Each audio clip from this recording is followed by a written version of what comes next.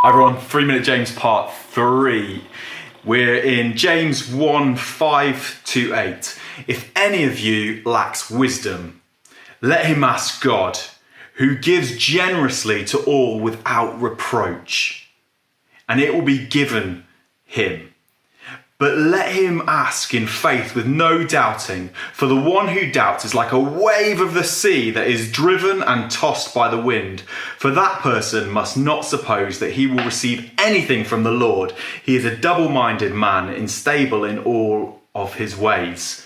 This is a huge promise by James as he jumps on to his next topic here, that wisdom, which in the Bible is the thing that guides us through life to know God's will, knows what to do in all circumstances, and leads us on day by day in his plans and purposes, will be given to you if you don't know it, if you ask from God. He says, look, if you don't know God's will and way, just ask God and he will give it. He's not going to be like me when my kids say, Dad, where do I put my shoes?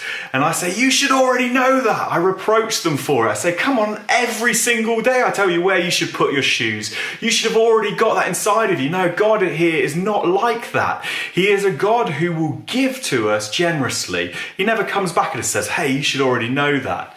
But there's a big but in this bit on James, a challenging but. One thing that I find so deeply challenging, that if we ask for this wisdom and direction from God when we don't know, if we ask for his input, we've got to do it without having a doubting heart or being like one who's thrashed to the left and the right by the waves. It's not like a pick and mix. Oh, we'll take your wisdom today, Lord, but also we'll take some wisdom of the world tomorrow because we're not 100% sure in your wisdom. He says, no, you've got to be 100% confident in who God is, in the God that Jesus introduced us to. The one who says, look, ask and you will receive. The one who says, look, you will do greater things than these when you ask in my name.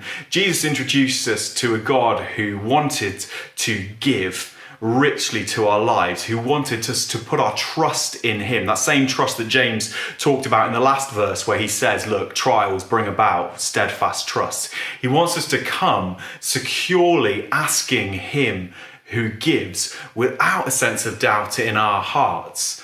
Let this God take hold of your heart today and bring you on in asking him for whatever you need. He is the God who gives without reproach, who gives when we ask in faith.